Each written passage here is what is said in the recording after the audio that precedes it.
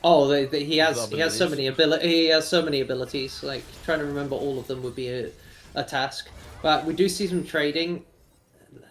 The Celestial bot lane really getting the bad side of these trades. It is kind of rough for them in this bot side in the early game, but I don't know. I should expect these two junglers to reset and then come towards this bot side. We do see another re-engage by the set here. The W not landing as the Diana dashes in to avoid it, but Yep. still taking the bad end of that trade. Malphite also just fist fighting on the top side. Do you see a bit of trading going on the bot side? I mean, Aphelios having the Calibrum and a Gravitum up Yeah. will get the Infernum after this, I believe. Oh, we're greeding for the plate there, Wizards. Able to sidestep the Q, Taking a but... tower shot, but should be still fine. Both top laners not level 5 yet. As we see in Look, the Gravitum. Luna... Yeah, Luna forced to base there on low health as she was poked out by the Aphelios. This kind of leaves the wave state in a really nice state for this Aphelios' reset, as Luna is forced to come back into this lane. And As I do believe it will crash for the side of Mad. This will bounce back to Luna. Thankfully, it was Still it investing was the able to, TP though. yeah. But very overextended there. Shazwani is on Krugs here. She could come in. Leona's quite far away at the moment. Could the Shazwani catch them out here, being this far pushed up? This is a very dangerous place for the bot lane of Celestial to be, but the Shazwani deciding against it and just going back towards the jungle side. She's looking mid lane here. Gonna walk into she's pinging their blue side, looking to probably get some vision down. Yeah. But so far, just a very even early stages of this game. But the set is quite far down on farm here. A good 15 gold, 15 CS down on this Diana here.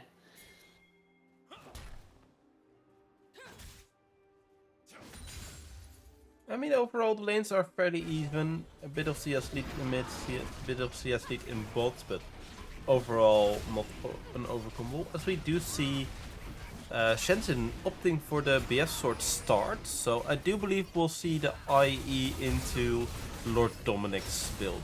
We do see a trade into mid lane. The W again, the Diana just able to dodge this W on repeat and just get a lot of damage onto the set. Set forced to flash out, but meanwhile they also able to pick up the Drake. In top lane, we do see the Malphite and the Cho'Gath fist fighting. This wet noodle fight will never end. Malphite forced to flash the Q, and unfortunately, T-Bear just getting the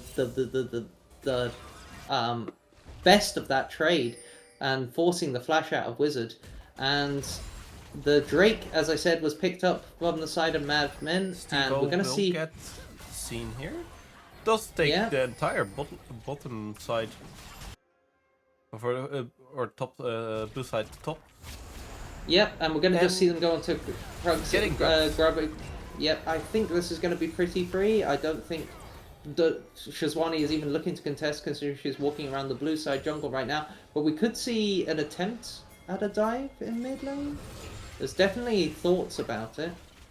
But nope, Shazwani's going to come over. They're going to look to go onto Steve-O here.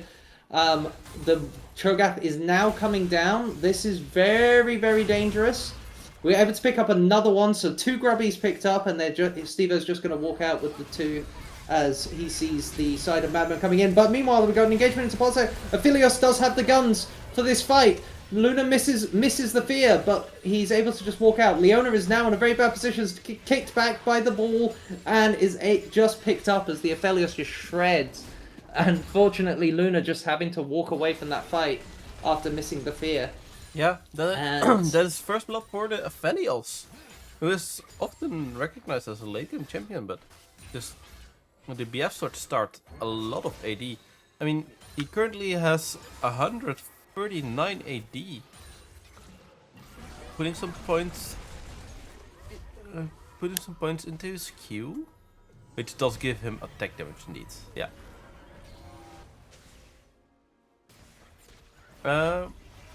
Crucially there, the Leona stunning the Aphelios, so he couldn't follow up on the Aphelios build. So Luna's luckily enough. Oh, we see the ult invested in mid lane. The Leona E missing. Oh, that is so unfortunate. She's able to Q the Diana and walk away, but Diana just able to walk that off, completely outmaneuvering the Leona E there. And there was a bit of a fist fight in top lane, but nothing happened of it. And it's been 10 minutes and so many close moments, but we've only seen 1 kill dropped so far. Yeah. They are looking to set up vision around this bot side again, both teams. Milio, they're looking into this jungle. They're looking at the... Oh, we do see the ult invested from the Shiswani, but that W...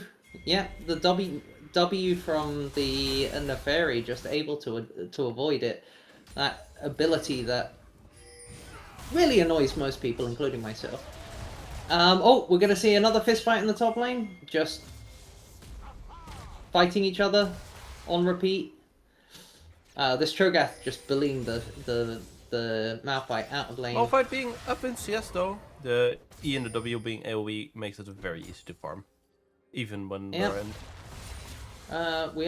He does want to stay for the cannon here. I think that was the cool why he stuck around there, and he does have the wave coming in. He's got the wave coming into tower here. Oh, the ult invested onto the Cho'Gath.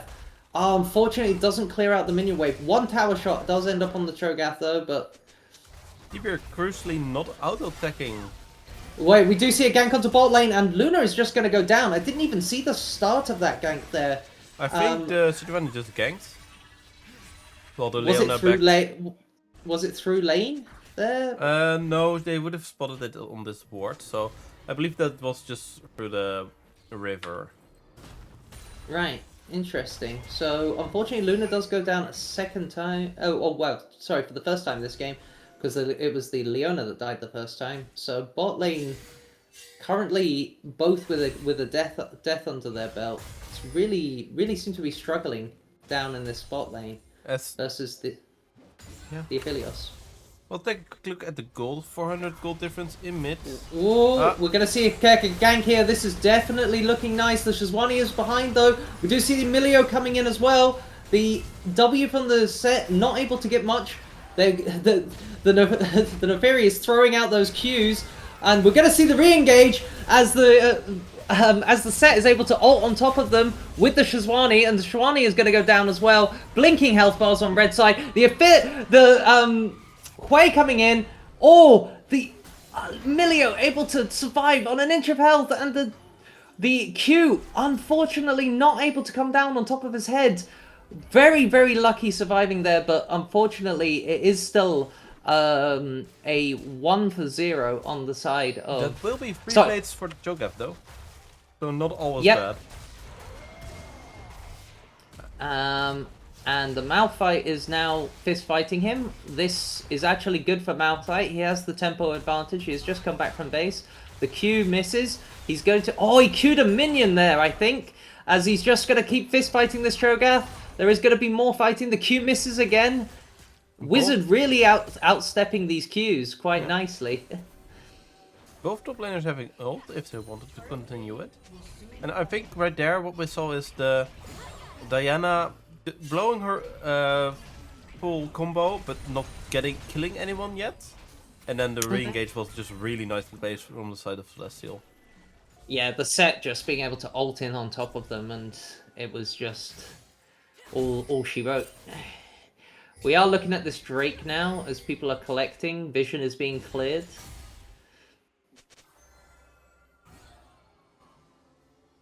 We're just kind of squaring up against each other.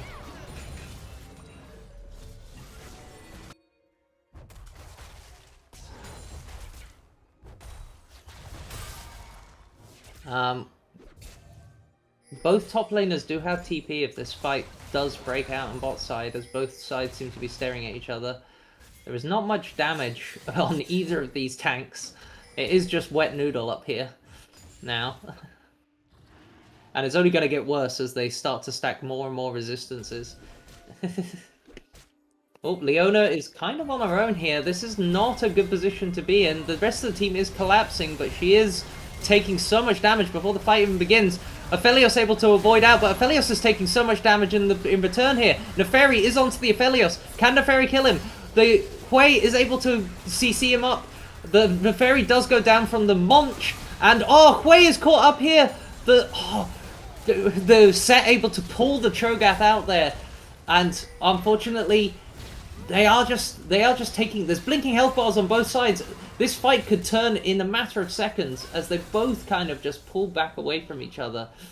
Celestial kind of having to back off here, and I don't think MadMen can go for this Drake either, as both sides just see blinking health bars. We're going to see a repeat of this fight, I think, in a few seconds, as both sides kind of come back onto the map. We've got TP from Set into bot lane. That was an interesting fight. The Leona kind of almost getting caught out, but then having the collapse from the rest of her team. Oh, we do see Diana TPing in onto the Set. We've got Shizwani down here in the bot side, and he's just fist fighting them. He does not care. The Malphite TP's in and forcing them to back off and not try and take this fight for much longer. The Malphite throwing a Q onto the Shizwani here. Yeah, we just see another Q up onto this Drake. I think MadMen look like they are thinking about giving it up. Nope, they're kind of just posturing onto the top side, onto this mid lane. Leona trying to clear out a wave on her own. Quake now coming over. The ult coming out from the Leona here as they go onto the Aphelios again. And this is what we said. This is the kill Aphelios comp. And if you can kill Aphelios, you win the fight. And this is what we're seeing repeatedly. And we get the reset on the Neferi jump, but Diana is just be able to E out onto the Raptor camp and survive. Wow. Well, this is just non-stop action for the last few minutes. Yeah, as we also see the Drake getting taken down. Mountain Drake will be fairly nice to have on the Set and the Maul fight. And Leona as well. Yeah, Shenzhen just twice now in the mid lane stepping up when he couldn't. Just instant snap engage from the side of from the side of CTL. And just killing the Shenzhen. Does look like they're going to get the constellation prize of this Herald in topside. That will be a bit towards the feet of monster slaying. But yes, as you were saying, like this Aphelios, just if he steps up, they're just collapsing on him, blowing him up. That's what their comp is designed to do. And as we see the game kind of slow down a bit again, as people are just going back to CSing and pushing out waves in the side. I mean, the side of MadMen really want to slow this game down at this point. They've been caught up. The carry has been caught up twice now. They just want to chillax and skill. Yeah. Okay, Diana going in onto the Set as he tries to attack under tower. She has popped out. Oh, she's able to just E over him and ignore that, but Set now popping the ulti. Does he have enough damage to... Oh, just enough as the Diana just out-trades him. Gets her CDs back up. Yeah, I bit mean, of an overcommit onto that tower, maybe? Diana just... her E puts her behind her target, so... If she just keeps one E for the set W, she can always dodge it. Also really nice with the QE reset. Flash out. The ult coming out for Shizwani, but just missing as the Hui is able to pull to the max, just out of the max range of that ulti and survive. But I believe this Herald will take down this mid lane tower, as we'll see this tower go down. in mid lane. Leona kind of stepping forwards a bit here, trying to go onto the Aphelios. The Neferi is coming in. Neferi forced to use the W. Neferi getting blown up, and this is the downside that we were saying in Champ Select. The Malphite coming in with the ulti, but not enough. And as his team is backing up, he could go down here. The Aphelios just with the slow gun, just taking him out here. Gravitum being so much slow. I think it's like almost 30%. We could check. We cannot. But now we got to see the other side of the equation of the Celestial comp, where if you do not take down this Aphelios and he does not go down with your initial engage, just what can happen when MadMen are able to pull back, like when they're able to re-engage with their comp, you're not going to win the fight anymore. And yeah, yeah, that is. They are playing a kill the Aphelios comp, and if they do not kill Aphelios, you do not win. Yep. I mean, you did see that even after the initial engage failed onto the Aphelios, the Malphite ult still dealt a lot of damage. So as we get later on in this game, the Aphelios will kill everyone faster, but will also die faster to the rest of Celestial. It is a balancing act, definitely. Yeah, I think that was a really nice cleanse from Shenzhen. We can't understate how good that cleanse was from him there to get himself out of trouble and survive all of that engage. This is a really early Atacon from the side of MadMen, only 20 minutes in. This time no free towers, just freely for the side of Celestial Twilight.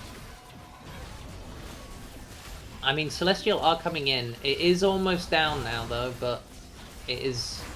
They're a bit too late on this, but what can we do on the Leona coming in onto the Cho'Gath here? Malphite whiffing his ulti. There's fights breaking off all across the thing. Quay able to survive, but Diana is behind him, and we do see just the damage from this Aphelios with that shuriken gun, as he's able to just pick off everybody on the map as the engage just not able to find the right target there, as they kind of engaged onto the front line from the side of Celestial, and this set is just running for his life. There's no way he survives this. I mean, the Aphelios mains do say red white don't fight. What guns does Aphelios have? Red white. He just got so many chakram stacks there. Yeah.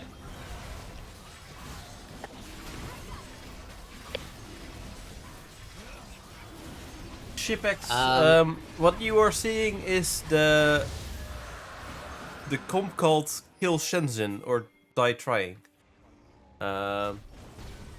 It's blow up Shenzhen before he becomes a menace. Shenzhen being 8-2 into, obviously, so far it is working out. He did get caught twice earlier on in mid lane, but overall, in the team fights he has not been getting picked off as much as he should be. Yeah, he's now 8-2, and he's 40 CS over this. He is a full item ahead of Luna. Let's look at the gold difference. 10k on this Aphelios. That is a full 4,000 gold ahead of Luna on this play. That is so much gold difference. That's insane. It is quite terrifying, but on the other side, Celestial do have the tools to take him out, as we've said. If they can get onto him, he does die, these fights look completely different, right? Yeah, once the Hui finishes up this Lion race, he will be just fine taking care of any of the tanks on the side of MadMen. But we just need to see some more coordination. The kill on the Diana. Yeah, how did that happen? The spectator not showing us there. Yeah, Just the collapse of both from both the Set and then the Leona onto Diana in the river. Right. MadMen do not really This- have too much vision on the top side of this river, so that is most likely what happened. Oh, we're going to see the Cho'Gath engaged upon here. We do see mid lane going down here, but the Cho'Gath is very much in this 2v1 situation. Can he actually fare... How does he fare against this Neferi? It's not really a champ that I would expect to be able to take down Cho'Gath that well, and he does just nom the Malphite. So Malphite does end up going down there as they... As a 2v1 kind of backfires, because I'm not really sure Neferi's the champ you want to choose to deal damage to a Cho'Gath. I mean, I think if it wasn't, if the rest of MadMen don't come there to help T-Bear, Neferi keeps going with the Malphite, and they might be able to take him down, but then Neferi backing As we do off, see, but...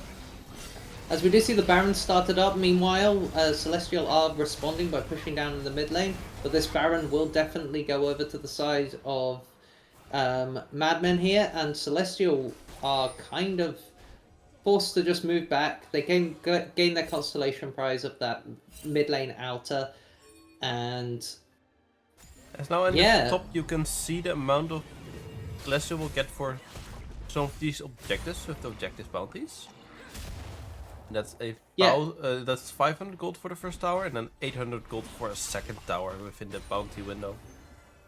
yeah, full respect to Shenzhen, by the way. After those first two mistakes of stepping up too far, he is very much been careful not to make the same mistake a third time. Yeah. And is just staying safe in these fights and And letting his team... I would also like to commend the Wizard, for not making the same mistake he made in the first two games. I agree. Oh, we're going to see Luna caught out here. Luna having to force the burn the flash there to save, but the Shizwani are also burned. And Luna able to get out of that quite handily. But they are sieging down this mid lane tower. They do have the Baron minions. But Hui will probably be able to just... Oh, we do see the Leona invested, but nothing happens. The Aphelios is still untouched, but the Aphelios is going to go down. But he's able to heal up so much. And he's now still... He's half health again, but he's still full health. He's still alive. And the Aphelios is just able... They're able to peel for the Aphelios, and he is able to just heal back up with the heal gun. And they are just able to shred.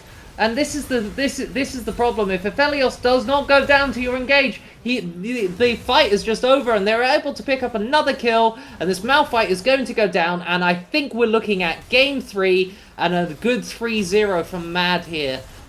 Yeah, I mean, that... I don't know how Shenzhen lived there. I think Ollie is putting in overtime massively. As we'll wait just a little bit. We'll take a quick look at the post game. As we'll wait for our interviewees to show up. That was so much healing coming in on that Aphelios at the end fight there, as he's able to just outlive a full engage. There was an instance where he almost died. There was a short, sharp breath from Celestial would have been able to take him out, but he was just the Milio healing, his own healing, just everything, just being able to pull him back out of the fire there, and just turn the fight. And again, if the Aphelios doesn't go down, the team fight's over. Yeah. And not just the team fight, but the game as well. Mad picking up a nice 3-0 in this best of 5 versus Celestial. And we'll probably look for interviews now. Yeah, well, we are just quickly waiting for our interviews to show up.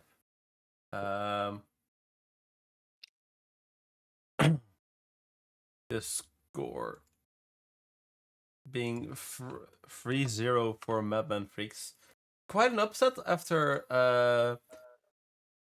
during the regular split, Celestial being quite comfortably so the better team, but playoffs is a different beast altogether, as we can see. Yes, indeed. I think somebody said it in the chat. It was odd. Ketdiff. I believe that it clearly showed the lack of like them Celestial not having that go-to secure carry on their team did definitely affect the overall outcome. As we are waiting, as we do get T-Bear and Ollie for the side of MadMen, let's get them in. Yep, let's.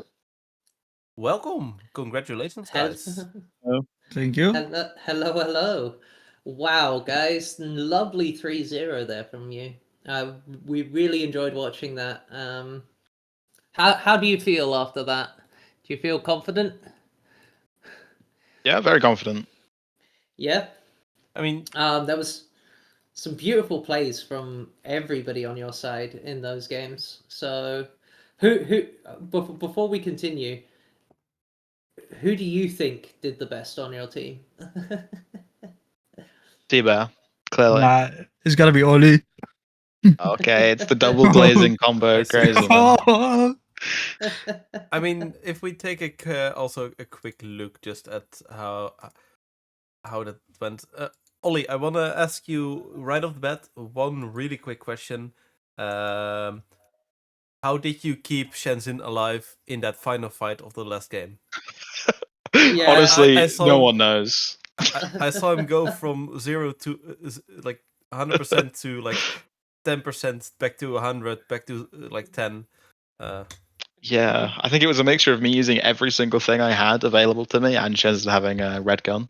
Saved us a little bit there.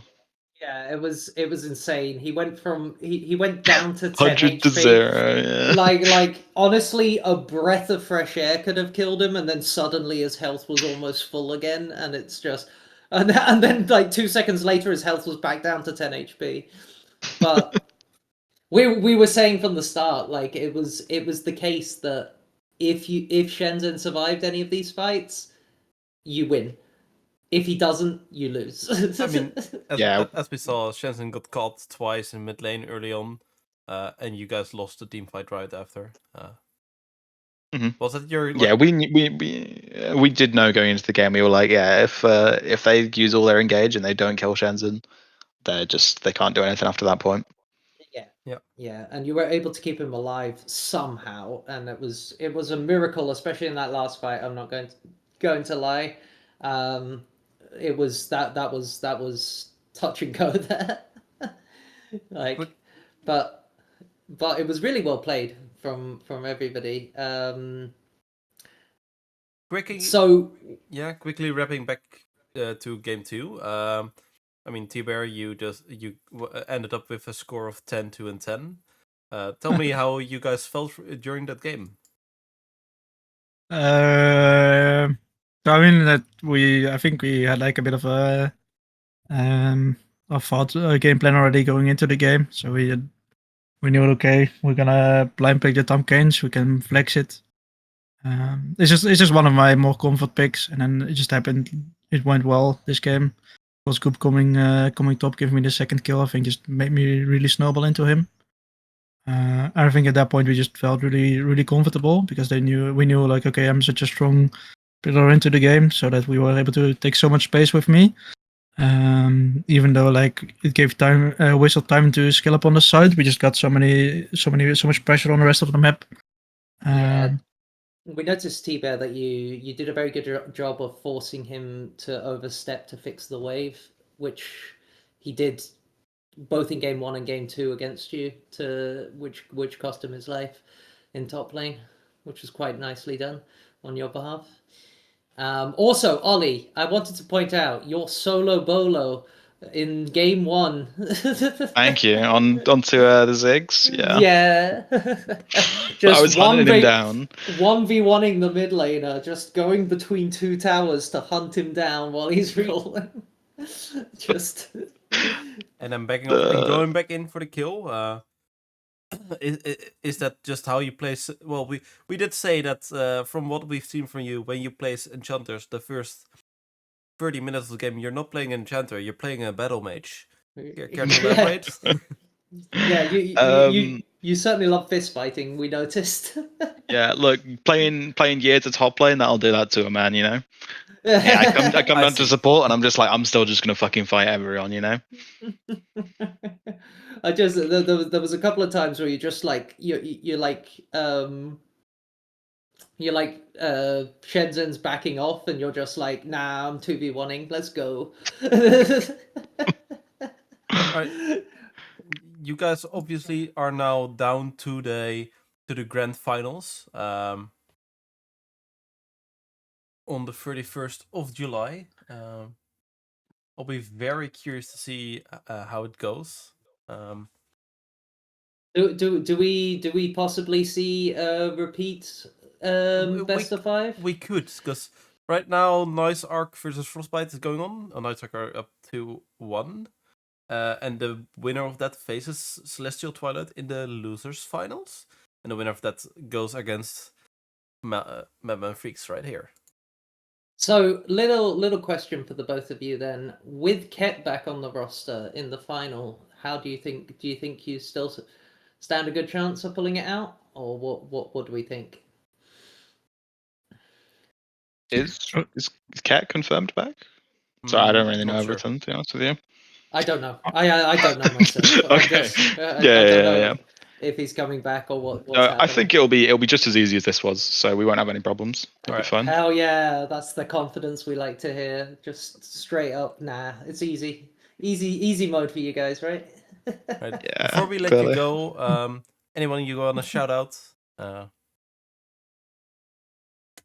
Yeah, I want to shout out Josh, Josh being aka Josh. aka Ricata mid laner. Ah, A bit of a I goat. see. Going mid, so I could play top lane since Case was not there. Yeah. How did you have fun filling in, T-Bear? Was it another day on the job? Did you fit into the team quite well? Did you enjoy yourself? Yeah, I mean, I had a lot of fun. I'm just down for the ride, and I was happy to that it went well today, and that I was able to get us to help with my role in getting us the wins. So it's really nice. And now Right. it's up to the boys. I had plenty of fun panning my camera top lane and watching T-Bear solo kill Wizard 30 times a game, so that was also enjoyable. Anyway, but thank you very much for joining us, guys. That was really fun series to watch. Though I will say, I felt like you guys were trying to give me an aneurysm game 1 because you guys were non-stop fist fighting. But really fun to watch, guys. Really well played from everybody. Cheers. All right, we'll let Thank you you go very now. Get someone from Beth's team in. All right, GG's everybody. See you guys later. GG's. Cheers for the guest. Thank you. Peace. Bye. You hear that? You hear that, chat? Celestial is my team now. Yeah, well, you do have it in your Discord name, like tag, so you know. As we have the one and only Luna here. Hey, Hello, Luna. Hello. Hello. So how do we feel? You weren't that confident going into that game. Did it play out as you kind of expected, or was it a No. bit worse? No. Not by a fucking mile. I'll be honest. I think we're all a bit dejected off the back of it. I think we expected to put up a better fight than we did. Of course, going into this series, we weren't incredible. Like we were confident that we could still win, but it wasn't, the same confidence we had if we would have Ket, for example. Yeah. It's a new iteration of the roster that we haven't practiced with. Me and Chime had a total, I think, 2 games before this this series practiced together, and that was in solo queue. Yeah, I did. of course. I did notice a bit of uncoordination in bot lane, especially with the Nautilus game. I mean, I think generally me and Chime understand the game enough and know each other well enough to know what we're looking for. But sometimes it just doesn't work out. And of course, I've been playing mid the entire split. Chime's not been playing, and she's back on support, which is a role she's not super comfortable on. There was always going to be teething problems.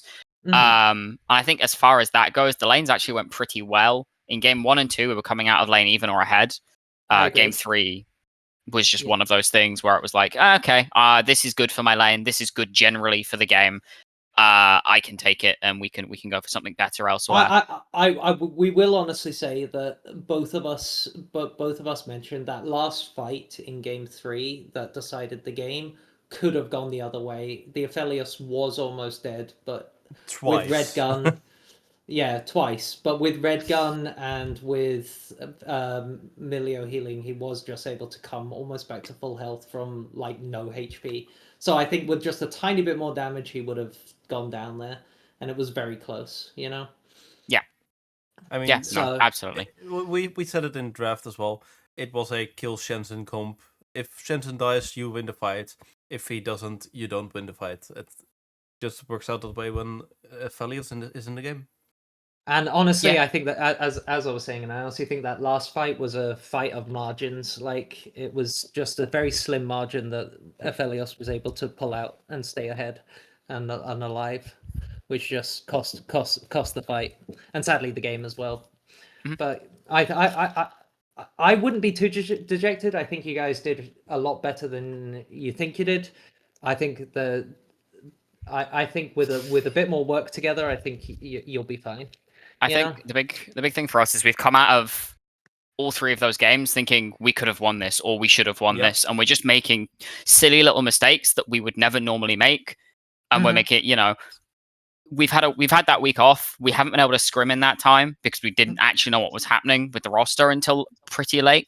So it's just one of those things of, okay, we'll try our best. Going into lower bracket isn't the end of the world. If we can manage to get if the opposing team is happy to reschedule and we can have Cat, brilliant.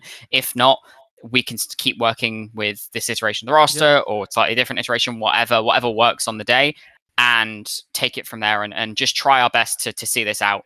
I don't think anybody is expecting us to do what we did with Cat with him out, because it's a big stylistic shift for us in how we play. Yep. But I don't think we are down and out by any means. I think there is definitely still the ability for us to continue on form that we have had all split long. Even though even if an 0-3 feels very feels like it's a big disservice to how well we've played all split long. Yeah, Of I mean, course, you guys of were course. the clear winners of your group, of both groups. Yeah, I mean, actually, we just of hadn't dropped a this. series until today, and it was a 3-0. So it feels kind of, it's one of those situations where it's like we are better than this, and we should be playing better than this. But I have full faith that we will come back stronger next week against whoever wins between Nice Ark and Frostbite, and we will have our rematch in the finals. I'm almost positive of that fact. I'm very very excited to see that. As well, I've told you. I believe I've told you the surprise we're working on. We're not gonna reveal it just yet, but if we get a Celestial MadMen finals, get ready to be super hyped. If we get a Celestial MadMen finals, I would love to come back and do the casting for it because I would thoroughly enjoy that. We're gonna have a few Celestial MadMen finals across divisions, I think. It looks to be that way, yeah. Because the I think the only div it can't happen is Div 1, because Yeah. Div 4 is already almost done. I think the only one it can't is Div 1, because I think they meet in lower bracket. they do meet in lower bracket. MadMen versus Black Lotus. MadMen are 2-1 up, and then tomorrow you guys play Quantum and Enigma.